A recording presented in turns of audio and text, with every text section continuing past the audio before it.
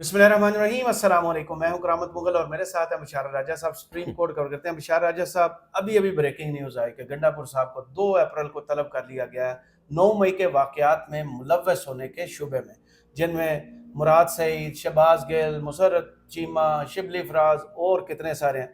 और इसी हवाले से आज इमरान खान की अपील भी है, वो मंजूर हुई है समाअत के लिए। बिस्मिल्लाहिर्रहमानिर्रहीम। बहुत शुक्रिया मुगल साहब। ये 9 मई जो है ना, वो इसकी आड़ में 9 मई हो गया, वाक़या हो गया जी। किसने किया, क्यों हुआ, इसका बेनिफिशियरी कौन था, वो जुडिशल कमीशन बनाया जाए ना तो सारी कहानी सामने आ जाती है कि इसमें इसमें किस किस ने फ़ायदा उठाया, किन के कहने पर हुआ। 9 मई के जो आड़ ये मैं जो इसमें मुलव्वस है ना, उन्हें करार वाक़या सज़ा होनी चाहिए मुगल साहब। मैं इस आइन और कानून के मुताबिक, हाई कोर्ट में जिनने हमला किया था उन्हें भी होनी चाहिए। मैं यही कह रहा हूँ, आइन और कानून के मुताबिक होनी चाहिए, लेकिन 9 मई के सबको, लेकिन 9 मई की आड़ में जो बेगुनाह लोगों को उठाया जा रहा है ना, बेगुनाह लोगों को उठाया जा रहा है, उनके कारोबार तबाह किए जा रहे हैं, उन्हें पसंदीदा किया जा रहा है, उनके उनके केसेस नहीं चलने दिए जा रहे अदालतों में, ये सिलसिला बंद होना चाहिए। अब 9 मई को इमरान अली अमान गंडापुरी के हवाले से, गंडापुर जी, अली अमीन गंडापुर, उनके हवाले से जो तलब किया गया, ठीक है, जाए थाने, वो कानून का सामना करे, जाए ना, वो जाए ना, समझ उसमें कौन सी ऐसी चीज है जी कि ना जाए वो। लेकिन ये एक आपको मुगल साहब, ये जो सिलसिला है ना कि इस वक्त आजाद कश्मीर में किसकी हुकूमत है, कोई पता है आपको?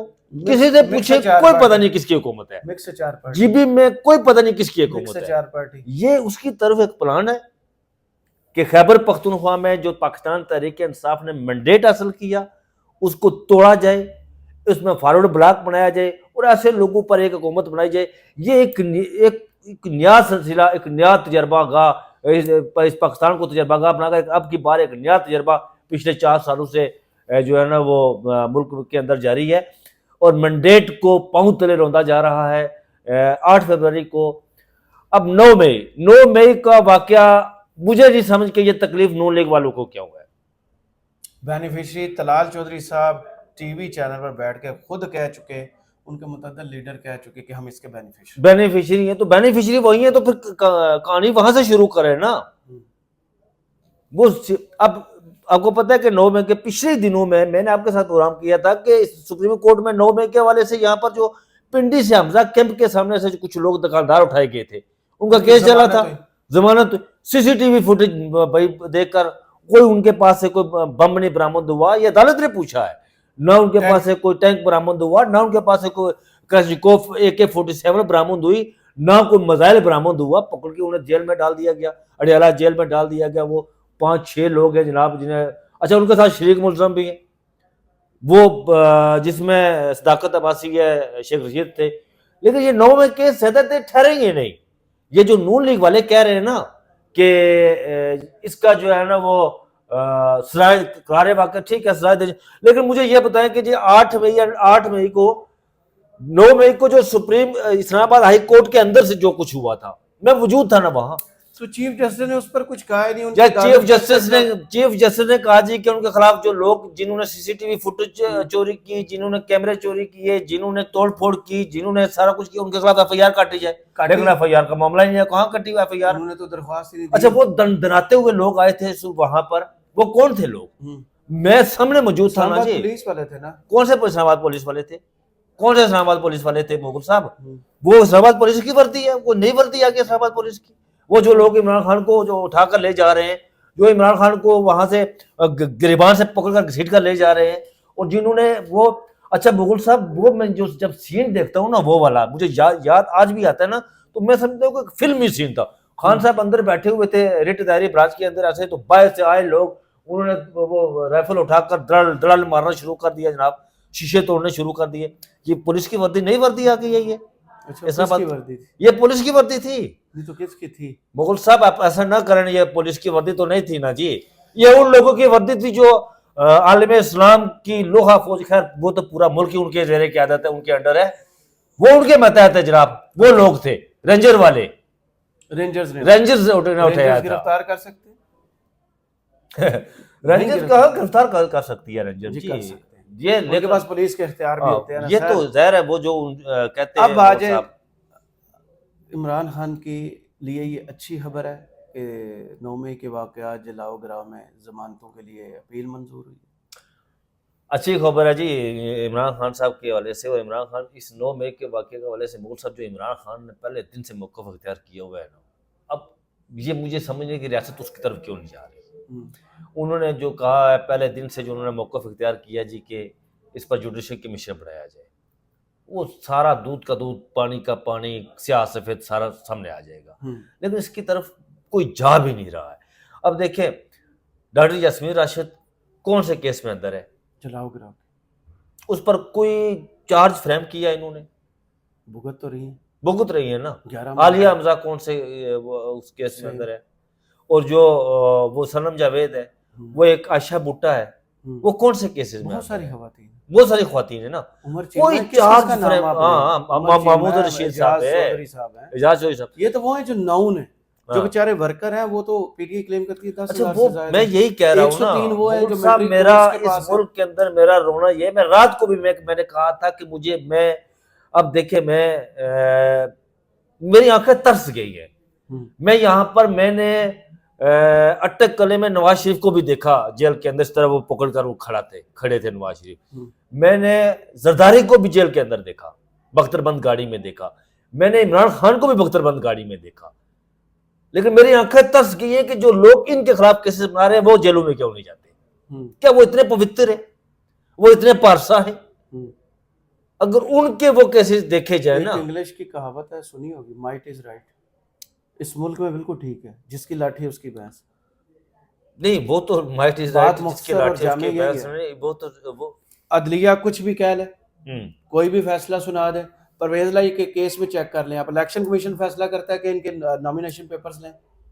इलेक्शन कमीशन आरओ नहीं लेता, ये इसी मुल्क में है।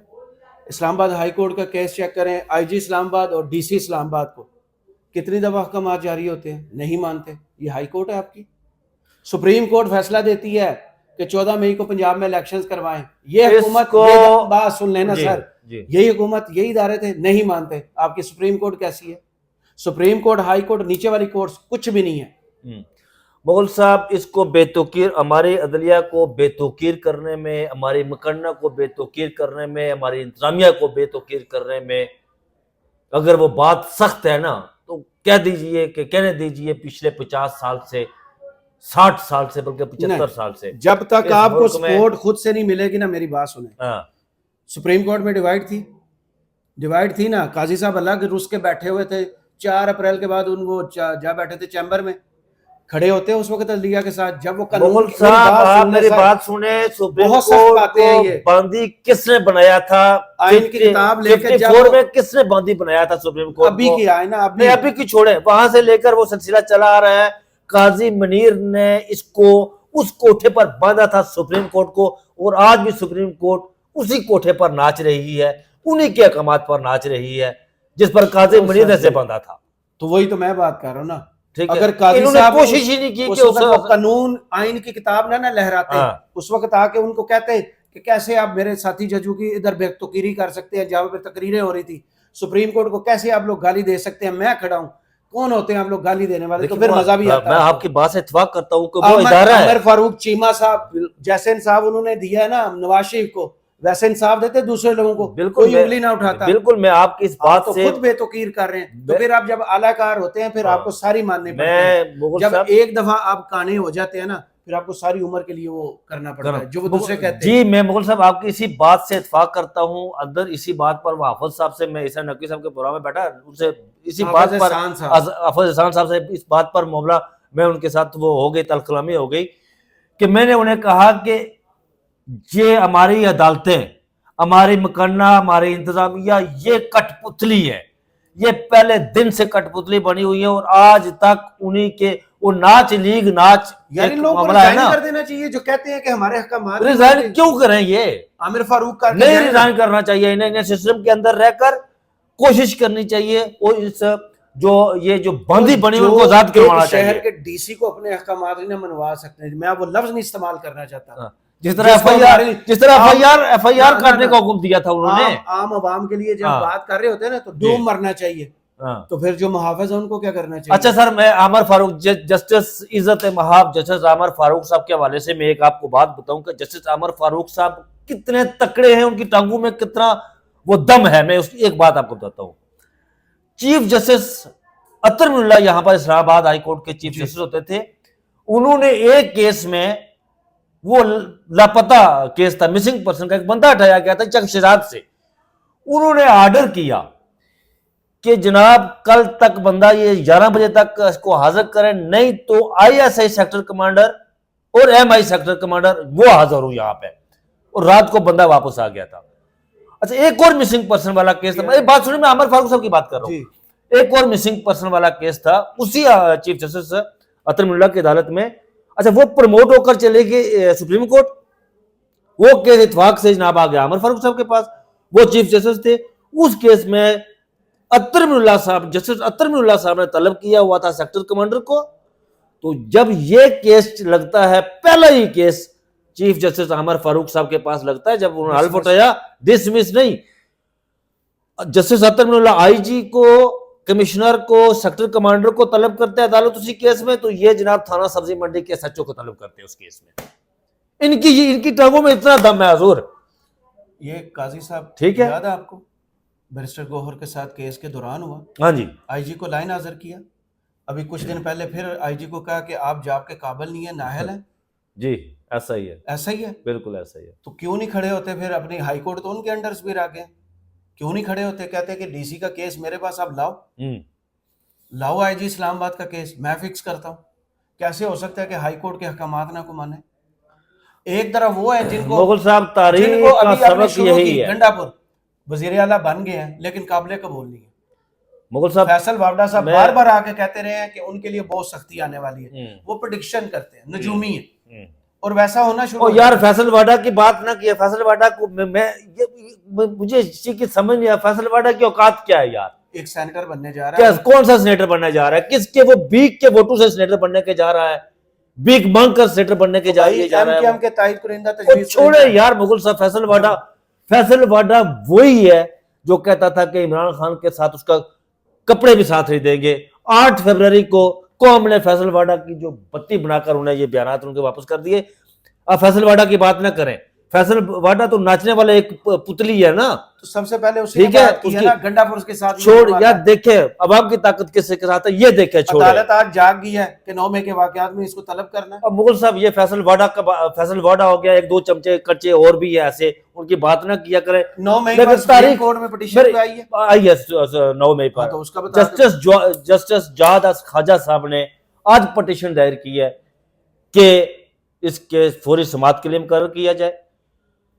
मीडिया से पता चला था कि पिछले जो जस्टिस सरदार तारक मसूद साहब की सरबराही में 6 रुकनी बेंच था, उसमें उन्होंने उसको कालादम करार दिया। उन्होंने इस्तदा की है कि फौरी तौर पर लार्जेस्ट बेंच बनाया जाए, और आई होप सो, मुझे उम्मीद है कि ये अगले हफ्ते इस पर लार्जेस्ट बेंच बन जाएगा 9 मई के हवाले से। अब एनफ हो गया, अब नहीं होगा।